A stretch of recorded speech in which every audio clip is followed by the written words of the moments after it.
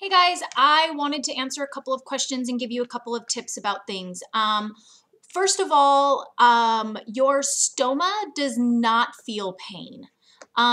Your internal organs don't necessarily sense pain.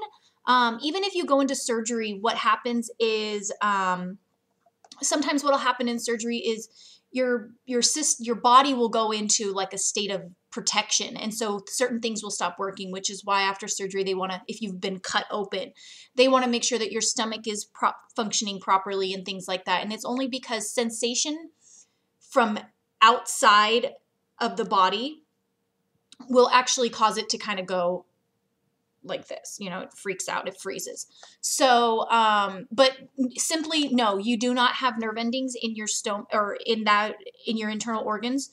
And since your stoma is literally just a piece of is the ending of your small intestine. Well, at least for me, it's the ending of my small intestine, a colonoscopy or a colon, what is it? Colostomy. It's the end of your colon, wherever they resectioned it, things like that. But like I was getting at, there are no nerve endings. So you won't necessarily, there is no real feeling there. As far as passing gas, there's no way around it. You still pass gas, you're still gonna fart. Typically it doesn't make much noise, but every once in a while, you'll hear it. And I tend to think that it makes like the Homer lips. It cracks me up. My son finds it hilarious. It's a joke. He'll tell me that I farted on him, even though that's not humanly possible, for me at least. I get blamed for farting all the time, but obviously I don't. So, and the air does get trapped in your bag. So what happens is you will end up with air in your bag, and sometimes there's more air than output or poop. If you have a two-piece system, you can easily just detach your two pieces. Here, let me clip them together for you. You hear the click. So you can see right here, this is where it's usually up on your stomach, and you just simply open it a little bit and you let the air out, you kind of squeeze it out. You just want to be careful that you don't let any of your poop come out with it. If that happens, you can do one of several things. I typically go to the bathroom, get a wipey, and just kind of clean it. I'm not going to put an all new appliance on because it slipped out a little bit.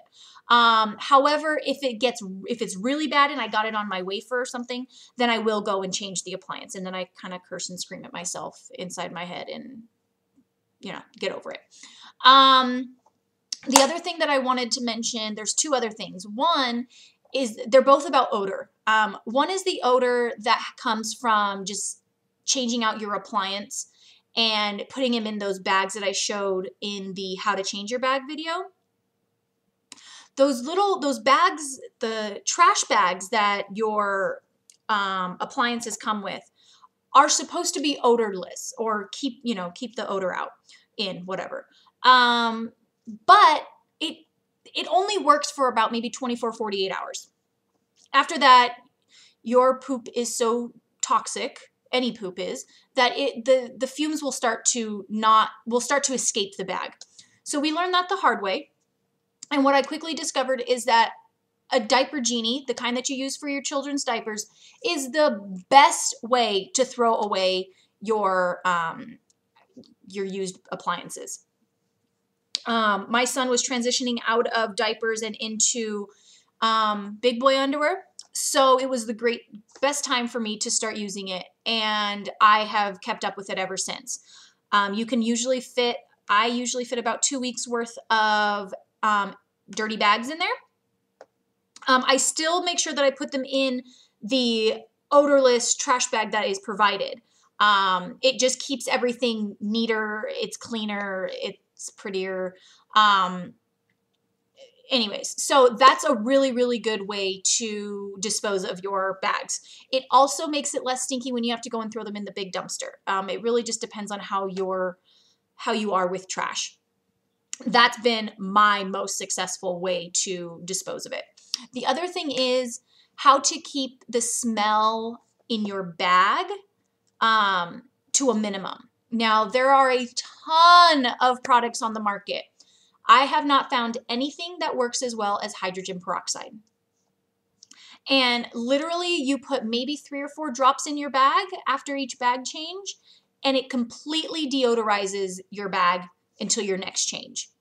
I should keep up with it more, but thankfully my household doesn't really mind so much. So I think I probably mind the smell more than they do, and that's not always all that often. Your smell will depend a lot on what you eat. Your high fiber, your broccolis, things like that, they will make you smell more. Imagine that. But it's definitely, if you have an issue with the smell, especially in the beginning, it's a little bit hard to get used to. I recommend using the hydrogen peroxide. You can get a whole big bottle of it for like $2, and it lasts you forever. It's not usually covered by insurance, the anti-smell drops that you can get from Hollister or wherever, and they do tend to be a lot more expensive. So just a thought if you ever needed it. Other than that, I'm signing off. Bye.